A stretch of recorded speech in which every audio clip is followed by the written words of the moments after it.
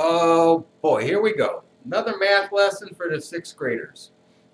Listen, before I get started, let me just say this. You know, you're sixth graders. We're in a really unusual situation. You can't be in my classroom. I can't be answering your questions directly as they come up. And you're going to encounter some problems as you work through the math where you just can't figure it out. It's okay. What I want you to understand is you're lucky. You're lucky that this is happening because this is giving you an opportunity to learn how to find answers, how to teach yourself. More importantly, it's teaching you how to become a lifelong learner, because you're going to encounter all kinds of problems as you go through your life that you just won't have the answer to, and you'll go find the answer. Now, in some of these exercises, if you don't get it, that's okay. We don't always get it right away, but there are other resources. Go to YouTube, just Google it. There's all kinds of videos that can further explain a concept to you. Go to the Khan Academy. Go to your parents. As a last resort, you can text me. If it's that confusing for you, just get a message to me and I'll try to put up a video for it. Chapter 13 in our math curriculum is one that, I've been through statistics classes, and, it's all about data. Now, you're probably asking yourself, why do I have to learn this? I'm never going to ever use it in my entire life. Well, maybe not.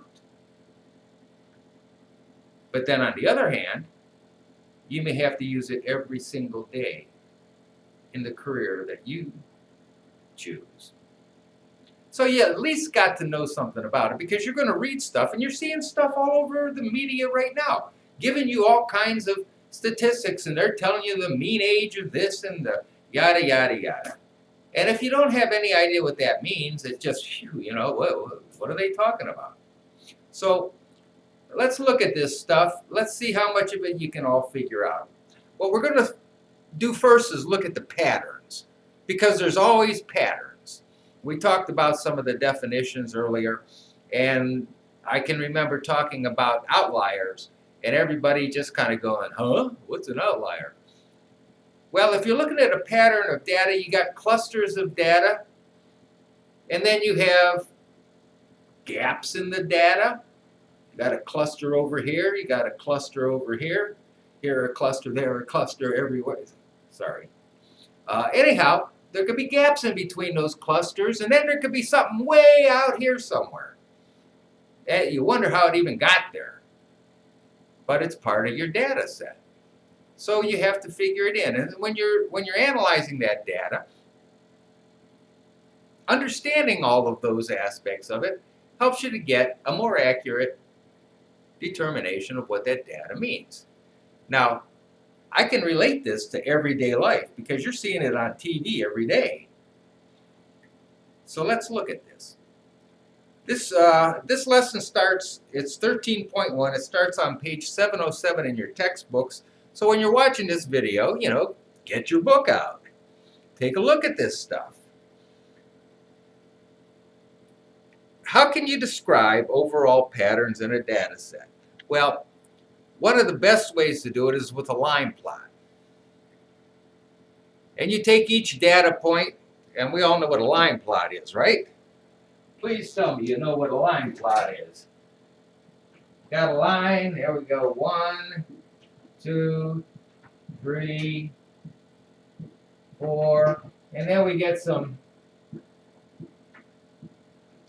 data that we've accumulated. And we make a dot on our line graph on this plot to record where that data falls. Now it could actually fall somewhere in between too, and this would be 1.5. This would be 2.5. That would be 3.5. And you can break it down into even smaller divisions if you want.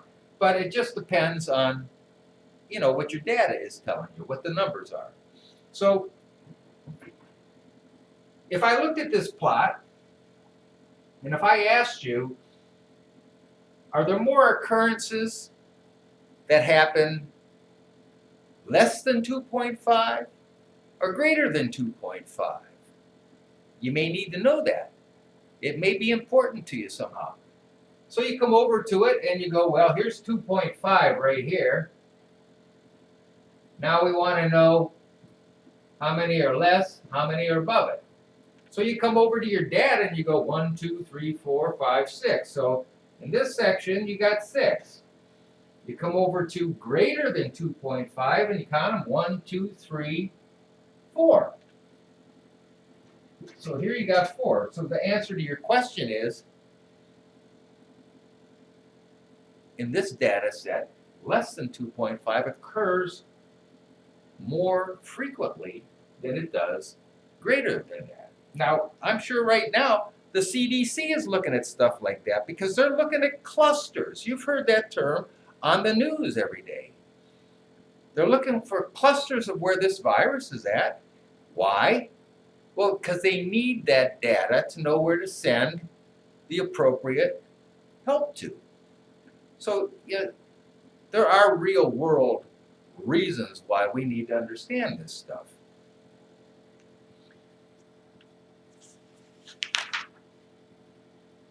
If I have a data set, and let's just keep using this one, we'll just expand on it a little bit.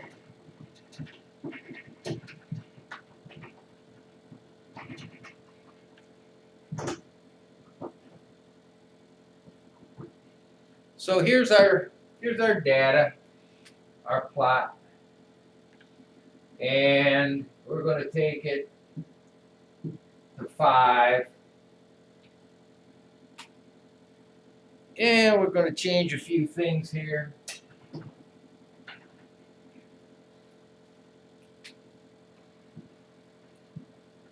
And I'm just going to throw some stuff in here.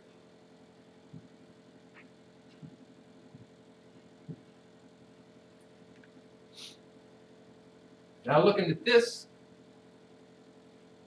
you can see that from 1 to 2, there's a lot of activity. And then there's very little activity until you get 4 to 5. Now, that means something. First of all, we can see that we have a big cluster of data on this end of our plot. We have a little cluster here, but it's not as significant as this. And then in between, we have a gap. Now, if we didn't collect the data, plot it like this, we wouldn't know that, oh boy, there's a lot of stuff going on here. There's a little bit of stuff going on over here. But how odd is it that there's, for some reason, nothing going on here? Out of that, you can draw some conclusions that can lead you to making decisions.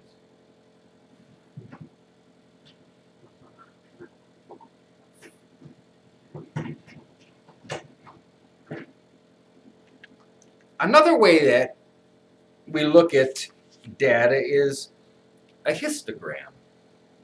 Now, a histogram is a graph.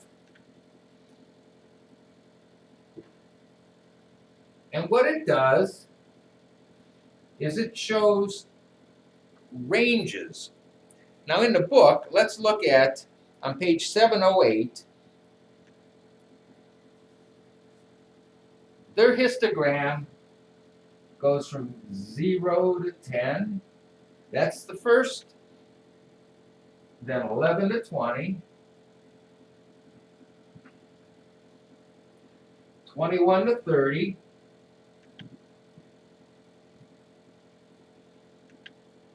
31 to 40.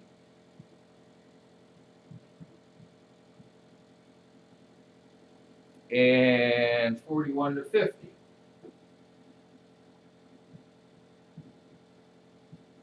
So basically, it's going up in increments of 10.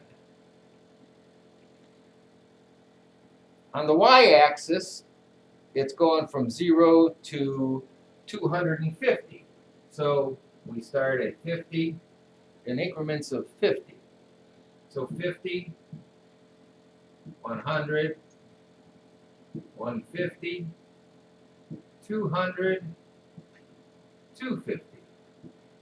Now, let's see what this histogram's all about. Erica made a histogram to show the weights of pumpkins. So, we're looking at the weight of pumpkins. And these pumpkins were grown in the farm in October. What pattern do you see? Now, this is pounds. That's how much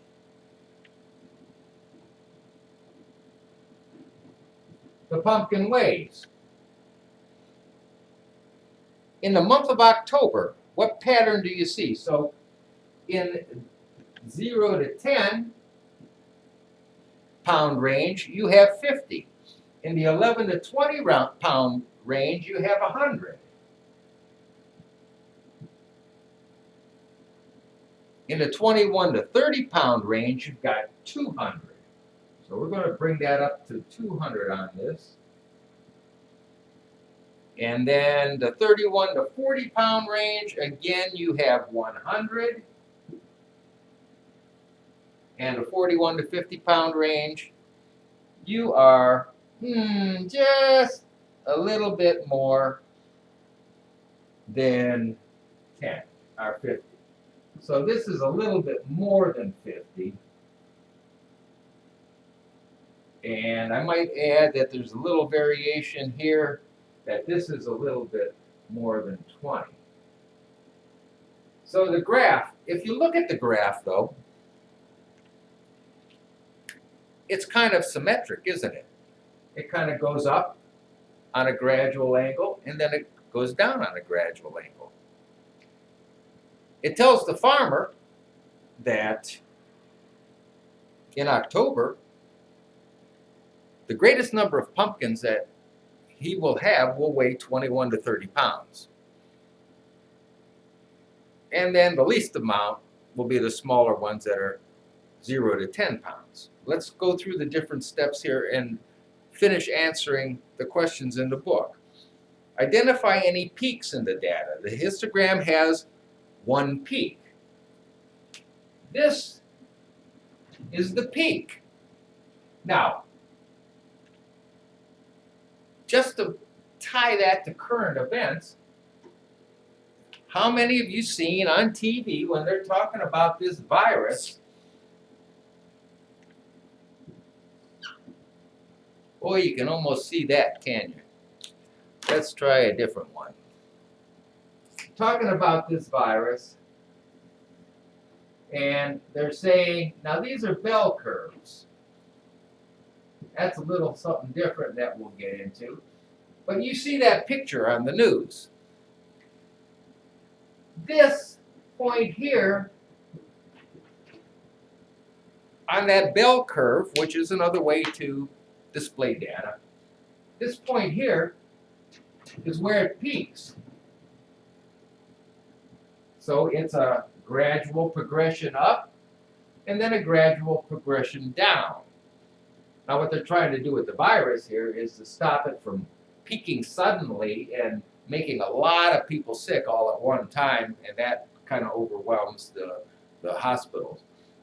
By doing what we're doing, by having our school closed, keeping people at home, they're hoping that they can lower that so that it's a more gradual. Now, to this farmer,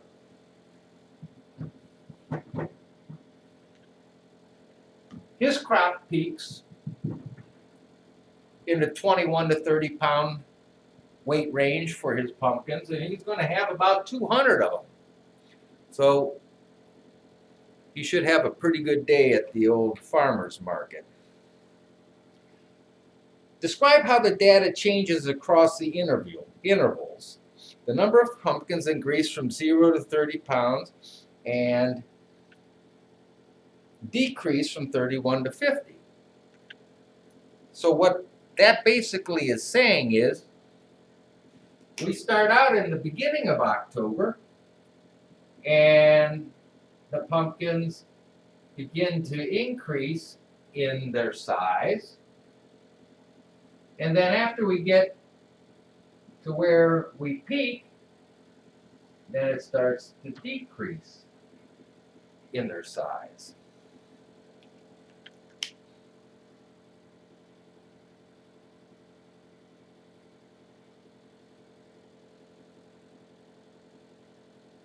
You know, you think about why do we care about this? You know, if I was a farmer, I would really care about this, because everything they grow, they have to sell. It's their livelihood. And so when you look at all together, he's got 50 pumpkins here. And let's say he's got, this is just a little bit more than 100. So we'll give him 110 here. We know he's got 200 here. And this one here is at 100. And this one here is a little bit more, so we'll give it 60. So he's got 160, 360, 460, 500, altogether 520 pumpkins he's going to have to sell. That came to this weight in October. You don't sell a 30-pound pumpkin for the same price you sell a 2-pound pumpkin. And so the farmer can now estimate what his income is going to be based on the number of pumpkins in the different weight classes. He may charge $2 for this pumpkin, he may charge $5 for this pumpkin, he may charge $10 for this pumpkin, because it's bigger. You can charge more. So that's really the value of being able to show this histogram. Now,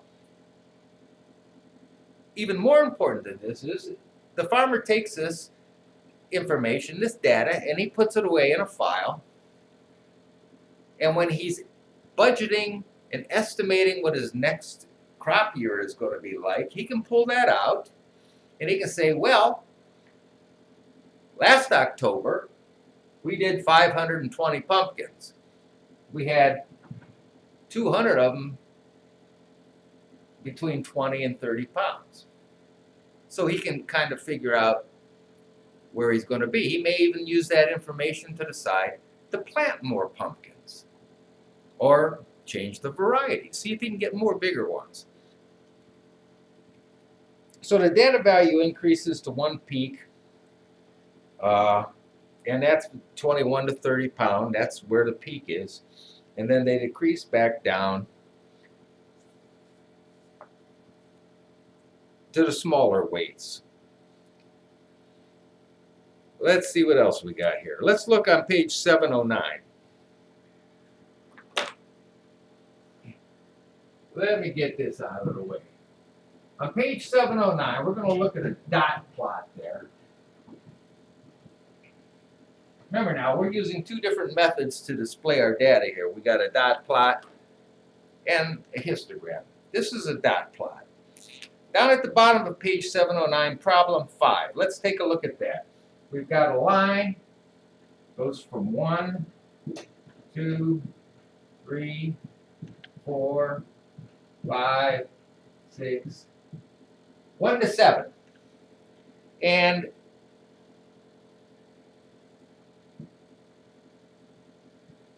let's get our 0 in there. On 0, we have 3, 6 dots. 1, we've got 4.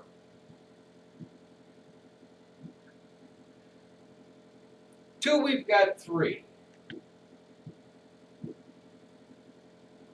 4, 5, we have nothing. 6, we've got 1. 7, we've got nothing. Now, this is all about errors that are made in a game. So the dot plot shows the number of errors made by a baseball team in the first 16 games of the season. For numbers 5A and 5E in this question, let's answer those questions.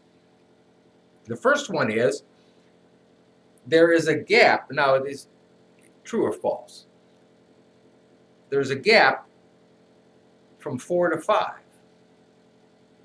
Is that true or false? Yeah, there's a gap. Matter of fact, let's finish our plot here.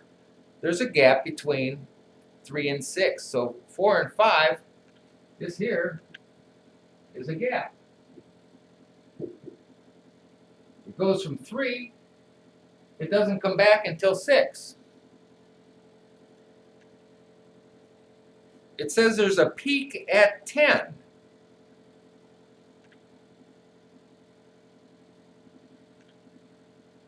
Our plot doesn't even go to 10. So that's obviously false.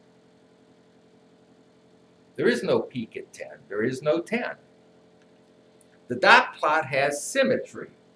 Well, symmetry means it either looks like that or looks like that, where you can draw a line of symmetry, fold it over, and it'll be the same image.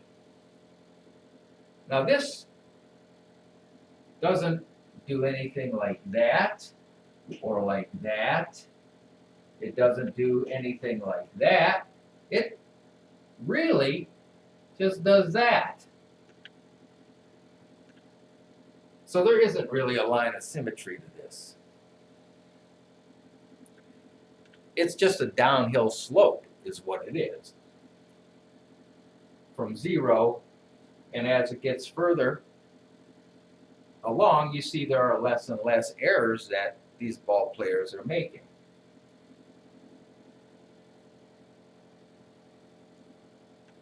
The next question is, there are 2 modes. Now remember mode. What's the mode? Go back to our vocabulary, kids. Mode is the most frequent occurrence in a data set. Now, are there 2 modes in this data? No.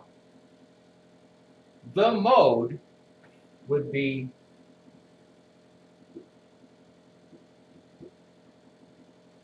zero.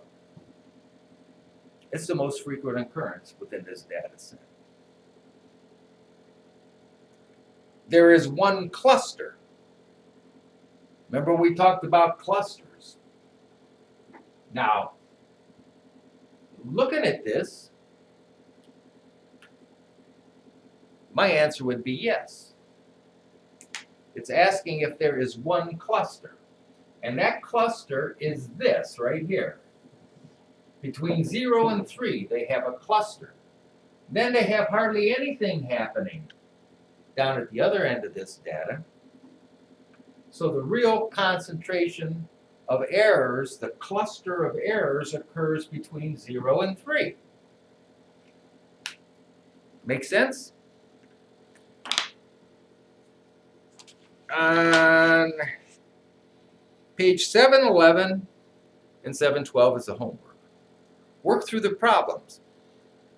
Now I know there are a lot of good resources out on the internet to help clarify any questions you might have about that. But, you know, I trust you guys have a pretty good handle on this. Looking at the homework, I see a histogram, a couple of dot plots, a couple more histograms. And all it's asking you to do is to assess that data, draw some conclusion, and answer the question. So that's our lesson for today. That's a lesson 13.1.